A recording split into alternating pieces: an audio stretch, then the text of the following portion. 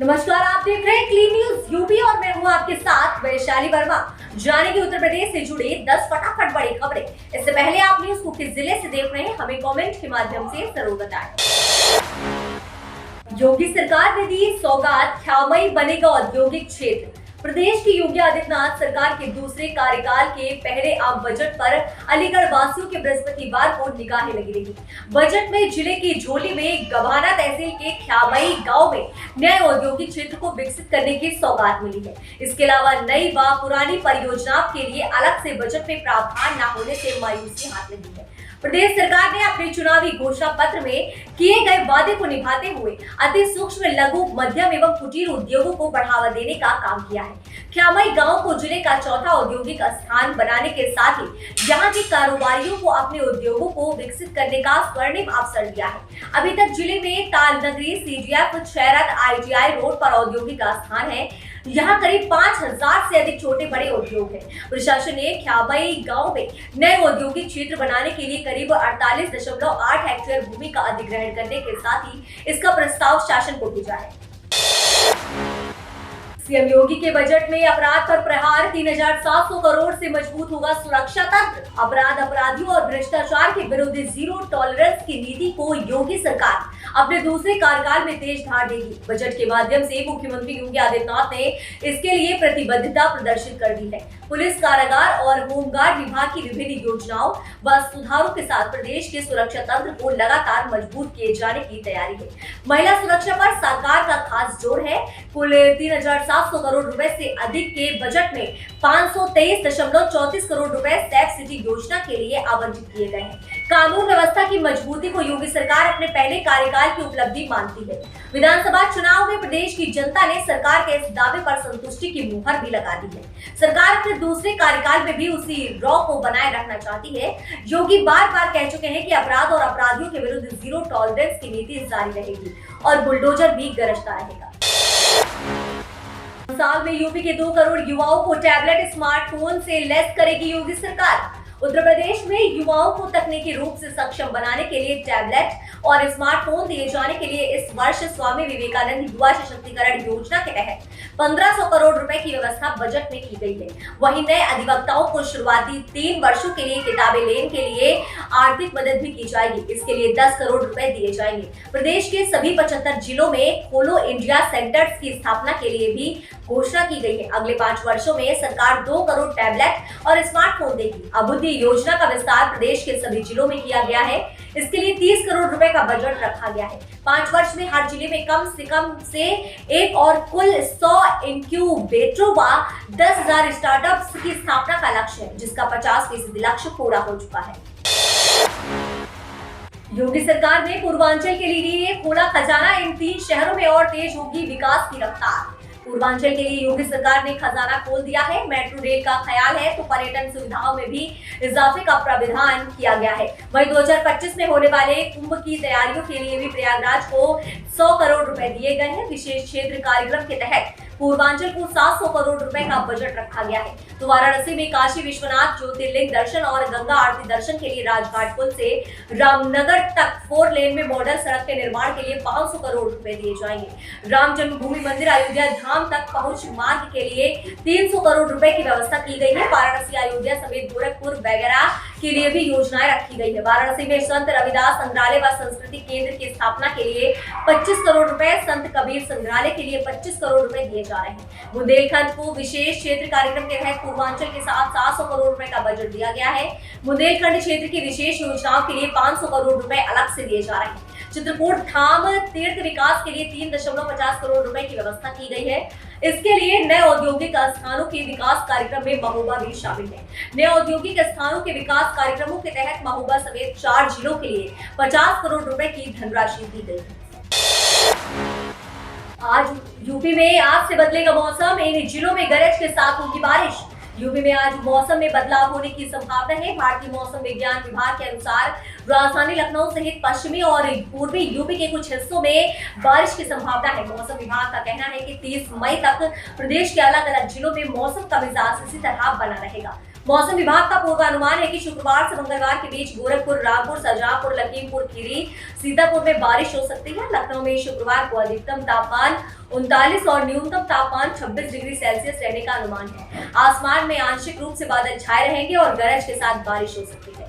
आपको बता दें, वायु गुणवत्ता सूचकांक मध्यम श्रेणी में 102 दर्ज किया गया है। वाराणसी में अधिकतम तापमान 40 और न्यूनतम तापमान 27 डिग्री सेल्सियस रहने की संभावना है। यहाँ भी मौसम लखनऊ जैसा ही रहने वाला है। वायु गुणवत्ता सूचकांक संतोषजनक श्रेणी में 66 है। आयात निर्यात करने वाले यूपी के 12 जिलों में बनेंगे पोटेंशियल एक्सपोर्ट हब। भारत सरकार की पहल। आयात निर्यात करने वाले प्रदेश के 12 जिलों को पोटेंशियल एक्सपोर्ट हब के रूप में विकसित किया जाएगा। केंद्र की पहल पर इन जिलों में आयात निर्यात को बढ़ावा देने के लिए तमाम सुविधाएं दी जाएंगी। इन जिलों में एक्सपोर्ट हाउस का भी निर्माण होगा ताकि विदेश से आने वाले खरीदार यहां रुककर मार्केटिंग कर सके। ये सुविधा भदोही के अलावा वाराणसी, मिर्जापुर, गाजियाबाद, लखनऊ, कानपुर, फिरोजाबाद, मुरादाबाद, बरेली समेत 12 जिलों में होने जा रही है। सरकार के निर्देश पर उद्योग प्रोत्साहन व उद्यमिता विकास केंद्र के तहत इन जिलों में राजस्व बढ़ाने की कवायद शुरू हो गई है। भदोही में कालीन का सालाना एक्सपोर्ट लगभग 6000 करोड़ का होता है। इसी तरह वाराणसी की साड़ी, कारपेट व अन्य उत्पाद निर्यात होते हैं। मिर्जापुर में भी कालीन का निर्यात होता है। अन्य जनपदों में वहां के तैयार उत्पादों का एक्सपोर्ट किया जाता है। वहीं विदेश से कच्चे माल का यहां आयात भी होता है। जनपदों में व्यापार को बढ़ावा देने के लिए भारत सरकार ने राजस्व के लिहाज से पोटेंशियल हब बनाने की तैयारी की है।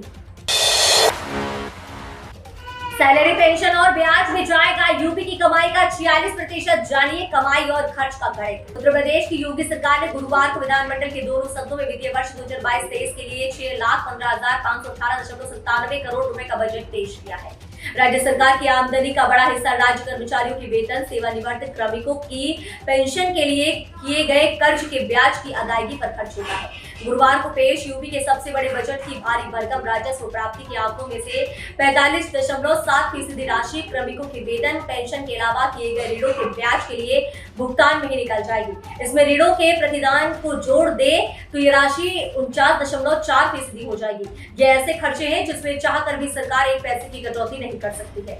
राज्य सरकार ने इस वित्तीय वर्ष में कुल 5,06,181 करोड़ 84 लाख रुपए राजस्व प्राप्ति के अनुमान किया है। इन प्राप्तियों के मुकाबले वेतन, पेंशन और ब्याज के मद में 45.7% धनराशि खर्च होने के अनुमान है।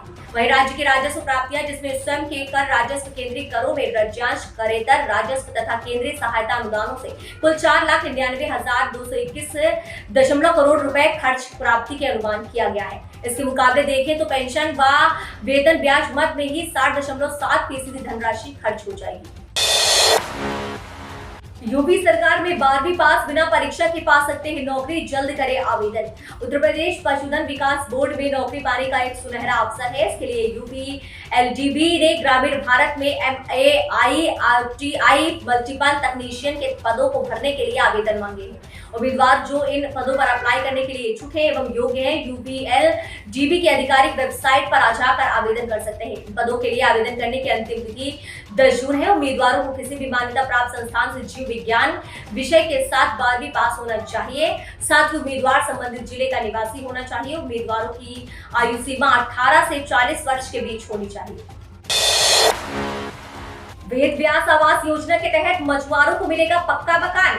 मछली उत्पादन के क्षेत्र में झारखंड राज्य काफी आगे बढ़ रहा है। यहाँ के सबसे बड़े जलाशयों का इस्तेमाल मछली पालन के लिए किया जा रहा है। इन जलाशयों में मछली पालन के लिए मत्स्य जीवी सहयोग समिति का गठन किया जा रहा है। इससे काफी संख्या में युवाओं को रोजगार मिल रहा है। सुदूरवर्ती क्षेत्रों में भी स्थित बड़े जलाशयों में विभाग के सहयोग से मछली पालन किया जा रहा है। इसमें ऐसे लोग भी जुड़ रहे हैं जो मुख्य धारा से भटक रहे थे। इसलिए ये कहा जा सकता है कि मछली पालन के जरिए झारखंड में एक बड़ा बदलाव हो रहा है। यहाँ के मछुआरों को सरकारी सहायता भी दी जा रही है। इनके लिए झारखंड में आवास योजना भी चल रही है।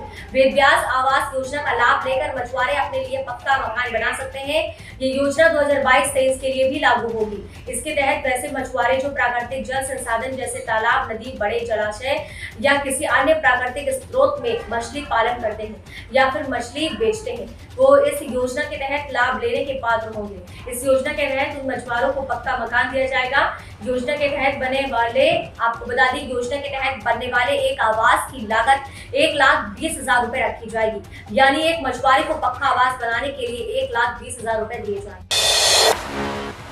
देश के सबसे बड़े ड्रोन महोत्सव का आज उद्घाटन करेंगे पीएम मोदी। प्रधानमंत्री नरेंद्र मोदी शुक्रवार को दिल्ली के प्रगति मैदान में देश के सबसे बड़े ड्रोन महोत्सव का उद्घाटन करेंगे। महोत्सव में पूरी तरह देश में निर्मित ड्रोन टैक्सी की प्रतिकृति को प्रदर्शित किया जाएगा। पीएम ड्रोन परिचालन कार्यक्रम को भी देखेंगे। 2 दिवसीय महोत्सव देश में खेती में ड्रोन के प्रयोग को बढ़ावा देने के मकसद से आयोजित किया जा रहा है। उद्घाटन समारोह के दौरान मोदी ड्रोन का प्रयोग कर रहे हैं। किसानों से बात कर उनके अनुभव जानेंगे। प्रधानमंत्री कार्यालय से जारी बयान में कहा गया है कि आयोजन में ड्रोन स्टार्टअप, विदेशी राजनयिक, सशस्त्र बल, केंद्रीय सशस्त्र पुलिस बल, निजी कंपनियों से जुड़े 1600 से ज्यादा प्रतिनिधि भाग लेंगे। महोत्सव के दौरान 70 से ज्यादा ड्रोन एग्जीबिटर शामिल होंगे। इस दौरान ड्रोन से संबंधित विभिन्न कार्यशालाएं, उससे जुड़े उत्पादों को लेकर किसान जागरूकता के लिए कार्यशालाओं का भी आयोजन होगा। तो ये रही दिन भर की 10 फटाफट बड़ी खबरें। न्यूज अगर आपको पसंद आई हो तो वीडियो को लाइक, शेयर और हमारे चैनल क्लीन न्यूज यूपी को सब्सक्राइब करके बेल आइकन को प्रेस करना बिल्कुल न भूलें।